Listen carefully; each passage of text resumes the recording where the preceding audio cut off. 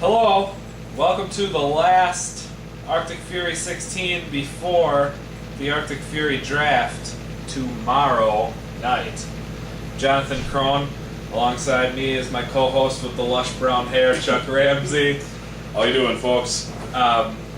We are going to go through a mock draft here, and after that we are going to get an interview from the coach with the first overall pick, Coach Mike Grawl.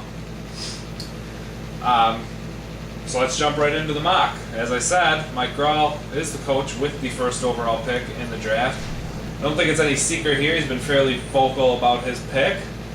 I'll let you do the talking here. Well, I think it makes pretty obvious sense that you go with Sean McCoy here. Obviously, clearly the best running back left on the board. He's able to run the ball, able to play out of the backfield, catch the ball, get a lot of the yardage. I think it's a great multi-dimensional option for him. I think that's going to be the pick. Unless we're in for a big shocker, that's who it's going to be. And it's going to be a great compliment to Wes Welker. So they're going to have Wes Welker and another receiving threat in McCoy, and they're also going to get a solid running back out of the deal too. And I would agree. It's been known for quite some time who the first pick is going to be. I don't think we're in for a surprise here. Second pick, though, we could be in for a surprise. Newcomer, Jewish Jets, head coach Arthur. There's been rumors that he could maybe take Robert Griffin here. Yeah, it's been known that they're really looking closely at the quarterback position. Obviously, I think it's going to be between Stafford and Robert Griffin. Lots of talk going on about Robert Griffin. I at this point would put put Griffin as the more likely candidate over Stafford. I would agree with that statement, but I think if you being a fantasy veteran that he is, I think you have to go and you got to take Stafford. And it's going to be a great 1-2 punch with Stafford and Ray Rice. You have to take Stafford if you're in this position. If you take RG3, you're taking a big risk, at least personally, that I don't see paying off. I think you take Stafford here, but again, this is a mock draft. Who do we think he's going to take? It's looking more like it's going to be RG3 in this situation. I'm thinking RG3 as well, who could work in his favor if he does pan out. Lots of Cam Newton comparisons. I don't think you'll see the rushing touchdowns that Cam Newton had, but with Pierre Garçon now in Washington, maybe you see increased touchdowns out of the Washington quarterback. I mean, one thing we do know about RG3 is that he was an explosive player in college. Whether those skills can transfer over to the NFL is a different story, but I feel very confident saying that I would not take RG3 at number 2. I would agree with you there, Jonathan. Next pick belonged to 10,000 Suns, now belongs to Reign Supreme, Coach Franz, and his first of 2 picks in the top 6 picks. Who do you think he goes for here? Well, it's been widely known that he's looking to find a connection to help Tom Brady in the passing attack. I don't see it being Brandon Lloyd here, and really the obvious option here is Gronkowski. I think he goes after the guy he wants most, and that he takes Gronkowski at 3, and he gets the best tight end, so he'll have tight end set. He's going to have his quarterback, and he can use the other rounds to fill in various needs on the offense. But I think it's pretty obvious here. He goes tight end, gets the guy he wants, and helps his receiving core for the season. And I would agree. It's been said even before he moved up to that number 3 spot that he was targeting Gronkowski. I think maybe the smarter play would be to grab a running back at that number 3 spot, maybe a Chris Johnson or Matt Forte, and then take Gronkowski in that number 6 slot. But being as Gronkowski is a player that he truly wants in this first round, I think Gronkowski is going to be the pick here. And moving on to number 4 is a coach that's been in the league since the beginning, Coach Nelson and the Washington Mooses. Who do you see going at number 4? He's kind of been quiet, haven't heard much about what he's targeting, who he's targeting. Could this be our first real shocker pick here at 4? I think it could be a shocker pick, but again, I still think using logic, he goes after running back. He's got Matt Ryan. Matt Ryan's going to get you good points week in, week out. And I think the pick here, I'm going to say, is Chris Johnson. I think he's going to look at the best running back on the board. We know the owner is a Packer backer, so I don't see him taking Matt Forte with that pick. That would be a surprise in itself, but I don't see it being Forte. I see it more so being Chris Johnson. I see him taking a risk. Number 4, he had an off season last year. Both Mooses and Johnson. So I think he goes and takes the risk, and he's got nowhere to go but up. So I think he takes Johnson and hopes for the best. And is it a risk? Sure, but I think it's one that they can afford to take. So I'm going to say the pick here is Johnson. Johnson kind of seems to be the safe pick there at 4, with him expecting a bounce back year. I, on the other hand, am going to go with the shocker pick and say that he picks Roddy White in this number 4 spot. Because of the Matt Ryan keeper, I think he reaches and grabs up that receiving threat for his quarterback and gets those double points there, that connection. So I say Roddy White goes in that number 4 spot. Bringing us to the number 5 pick, belonging to Coach Circo and the Spooky Gnomes. I'll start this one if you don't mind. Seeing as we're both kind of thinking RG3 is going to go at 2, Stafford sitting there at 5 would be a pretty tempting pick for a team without a quarterback. Even though you got Gates as your keeper and Rivers is also sitting there, the difference between the two and a fantasy value is marginal. Yeah, this is a tough pick. It's hard to see Stafford sliding farther and farther down the board here. I think he's picked up here. I think he does go Stafford. You might be sacrificing that potential connection between Antonio Gates and Phillip Rivers. But even with Phillip Rivers, the word is that he's going to have a bounce back year. I still think you go with Stafford, the safe pick. He is an injury risk, but again, the Spooky Gnomes are familiar with injuries, as noted from last year at quarterback. I think they go ahead and they take the risk. They're going to try to get the big-time quarterback that's left in this draft and have him lead the offense. And I would agree with that. Number 6 then is Coach Franzen's second pick in this first round. Does he go running back here? I think he does, and he's done a masterful job getting 2 first-round picks, making the big splash in the draft so far. Going to really make things interesting here. He's got to make things interesting here because he doesn't pick again until the 3rd round, and then he's out of it after that again for a little while. Until the 6th round. So this is a extremely critical pick. I think you go with somebody that's proven at a key position, and that is Matt Forte. The pick here, folks, is going to be Matt Forte at number 6. You're going to get similar to a McCoy in that he can receive the ball to the backfield and run it for yardage on the ground easily as well. He's going to get that dual threat. And he's going to have Gronkowski and he's going to have Brady. You're going to have the connection there, and you're going to have Matt Forte leading your ground attack. I think he's set up beautifully for a great offense, and he could turn in the Northern Division from what was a 3-team race in 2010 to a 4-team race. I'm sorry, a 3-team race in 2011 to a 4-team race in 2012. And understand what you're saying. And then moving on to number 7, we got Bleeding Green, headed up by Coach Randy Mathers.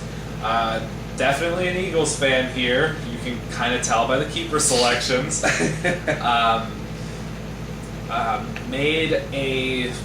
Really wanted Michael Vick last year. I think he may have actually ended up with him last year through a trade or something. I'd have to go back and look, but I really think that he targets Vick here. With the keeper selection of Deshaun Jackson, you kind of have to target Michael Vick here to get that connection. Jackson will be good in himself with the receiving, or the, what word am I looking for, return threat. And then you get his quarterback in there to double up all the points you get for his receiving yards. I'm going to agree with you here. I think it's going to be Michael Vick again, just like it was a couple of picks ago at 5, where you kind of were picking between Rivers and Stafford and Vick to an extent. I think it comes down between Rivers and Vick, but I think favoritism comes in here. You go with Vick. Rivers continues to slide down. Will he get picked in the first round? Let's continue to find out. Here is somebody who will definitely not be picking Phillip Rivers because he owns Aaron Rodgers. Coach Christopherson sitting at number 8. Very vocal that he wanted Matt Forte, but Matt Forte is gone at this number 8 spot. Where does he go from here? Well, there's talk about not getting Forte and that he's going to look to Johnson, but as we've kind of talked about earlier, we think Johnson's going to be off the board as well. With that being said, he's looking for a wide receiver. Maybe he takes a Greg Jennings, but late developments here have Manlytown looking at tight end Jimmy Graham. And does he take Jimmy Graham? I think you got to weigh heavily on the news that's just been presented to us. I think he does take Graham and get the second best tight end until there's a big drop off at that position. And I would agree. I think Jennings at 8 is too big of a risk, even with Aaron Rodgers on your team. Or not too risk, a reach, sorry. I think that he does go here and get Graham. There was talk initially even of him looking at Graham if Forte was gone. And now with Forte definitely being gone in that top 7, Graham is the pick here. And let's not forget, there's a possibility he trades out of the slot. If he can get a hold of one of these owners via the chat box or phone or whatever and can agree to a swap of picks, maybe you see Manlytown move back later in the first round, maybe fall back into the second round. So I think this is a great area where you might see someone try to jump up and nab a big-time running back, or at least in one owner's opinion, a big-time running back. So watch out for this number 8 position. Something could be brewing here. Number 9 position, I think the league knows who's going here. It's going to be Larry Fitzgerald, the favorite player of the coach here, Sunshine Love. With the award-winning smile. The award-winning smile. All smilers on Sunshine Love, and Larry Fitzgerald has one of the best smiles in the league. Also has some of the best hands in the league, and is one of the top receivers in the league. Played for the team last year. Was initially selected as a keeper selection, but she was afraid Tony Romo would not be available here, so she switched keepers to Tony Romo, and now is targeting Fitzgerald. And really changed the complexity of the draft, taking Romo back. But Fitzgerald last year had 1,400 yards receiving. With not know that. Yeah, and with the quarterback tandem of Cobb and Skeleton, he's still going to get 1,400 yards. I think it's still reasonable to expect 1,100 yards. I think it's a safe pick here. She's going to be bringing back chemistry from last year, so I think it's a win-win. The only real receiving threat on the team as well. That team being the Cardinals. Number 10, another quiet team. Haven't heard much out of is the Vipers. I would assume the only thing that I really know about the coach here is that he's a fantasy veteran. So you assume that he takes running back here. you possibly would know better than I would. What are your thoughts? In at some this time? conversations out of Vipers camp, it sounds like things might be going running back here. Being a fantasy veteran, obviously running back is a popular pick in the first round. And I see it again happening here. It's been a toss-up. I think Darren McFadden is definitely in the conversation here. And along with McFadden, there's Peterson who you could grab. There's Steven Jackson out there. Marshawn Lynch is out there. I think it's going to be one of those guys. I think, however, he's going to go with Marshawn Lynch as my pick here. I just think it's going to be a running back. I don't see him taking a risk on McFadden and Peterson with the injuries. I think it's going to come down between Jackson and Lynch, and I think he's going to lean towards Lynch. In my mock, I had him taking Darren McFadden here, going with potential over risk. I think that if McFadden has a healthy season, he'll be a top running back, and it is fathomable to me to see him going at 10 and being actually the steal of the first round. And if he is looking at running back here, I think that McFadden would be definitely a solid choice. Pick number 11 is another coach who has said running back no matter what. He seemed outraged in my first mock draft when I had him taking Peyton Manning here. I had him taking message. Joe Flacco, outraged again about it. I was messaged by him and said, "You are way off. You are totally wrong. It's going to be running back no matter what." I have Adrian Peterson going here. Kind of a little bit of a risk with the injury, but because he is no longer on the PUP list, if he is at full strength, he could be another Darren McFadden type player, where he'll be a top fantasy running back, and at pick 11, if he is at full strength, could end up being a steal. Yeah, and you know, it's amazing how much the landscape changes over a couple weeks. Because 3 weeks ago, we're saying, oh, you know, he changed his keeper. He's going to be looking quarterback for sure this round. We really were confident in that. We are told otherwise. He's going to try to get a running back tandem again. He's not going to wait till the second or third round. He's going to hit it hard in the first round right away. With your pick, Adrian Peterson, obviously, definitely could happen here. But I still think he might shy away just because the off-field, the injuries. Instead, I see him taking DeMarco Murray at 11. And I could see that. I know there's some speculation that Murray might not be worth that first round pick, worth that running back 1 spot. However, I am going to refer to Coach Zimmerman now as the king of controversy in our league. And he could look there for that controversial pick.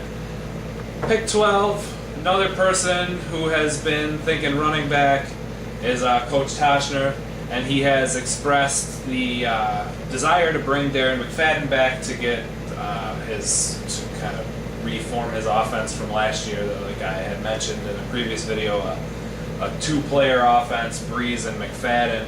Seeing as McFadden is still on the board in your mock, do you have him taking McFadden here? It's a risk, but I think he brings McFadden back. He had such tremendous success with Breeze and McFadden. It was so exciting to watch the first, 4 to 5 weeks, the duo get over 100 points themselves, made Sal look like, wow, this guy's going to be a great playoff contender. But the injuries still worry me. But I think sooner or later, McFadden's going to have a full season under his belt, and that definitely could be this year. So yes, I think he takes and brings back Darren McFadden. In my mock, seeing as McFadden goes 2 picks earlier, I have him going with a player who's similar to Darren McFadden in Jamal Charles. Might be a little bit of a risk at this, or a reach at this point here, but if he is looking at a running back, I think that Charles is one of the best available on the board here. So I have him taking Jamal Charles in this 12 spot. Pick 13, the father of the owner who has pick number 1, Coach Nate Grawl, owner of Team Grawl Boys. Picking at 13 here, he is setting up an auto draft board, so it's going to more than likely be best available player. Who, in your mind, then is best available player here at 13? Well, with the auto draft strategy here, each round or each pick, the owner can decide what position they want their team to go in, and the best available player at that position will be taken.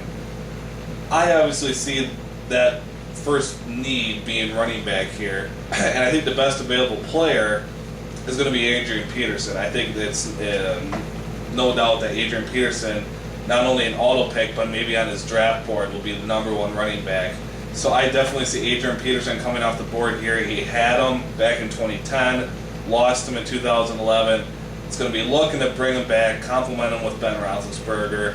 I think you take the injury risk at the back end of the first round.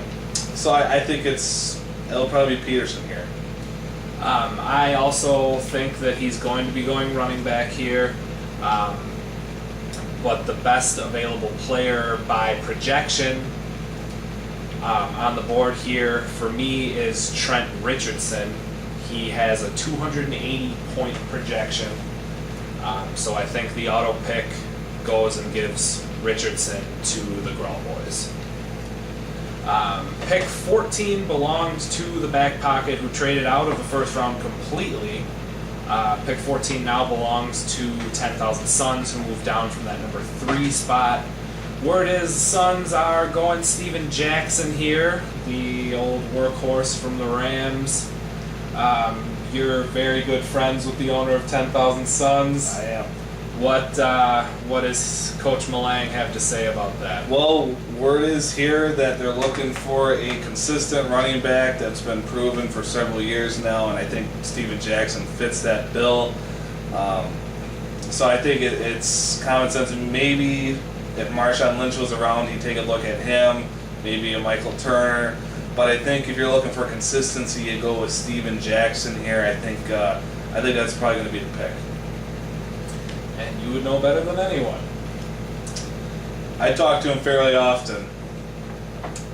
Pick 15, second auto-drafted pick is Ryan Burns and the Burnsville Brawlers. In talking to him last night while he was setting up his draft board, there's a desire to get Steve Smith on this team, Carolina wide receiver.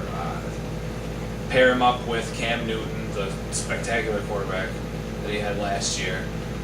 And I think if the auto draft board is set up that way, he'll definitely get Smith at this pick 15. Yeah, in talking with him in an interview a couple weeks ago, obviously he was disappointed with the efforts from wide receiver towards the end of the year. The only bright spot, obviously, in that wide receiving core was Steve Smith. I think he brings Steve Smith back to keep that chemistry with Cam Newton. Here it's a solid pick. He's an ageless wonder. So I think Steve Smith should get another productive season with Cam Newton under quarterback. I think it's going to be another successful duo. So Steve Smith makes a lot of sense here.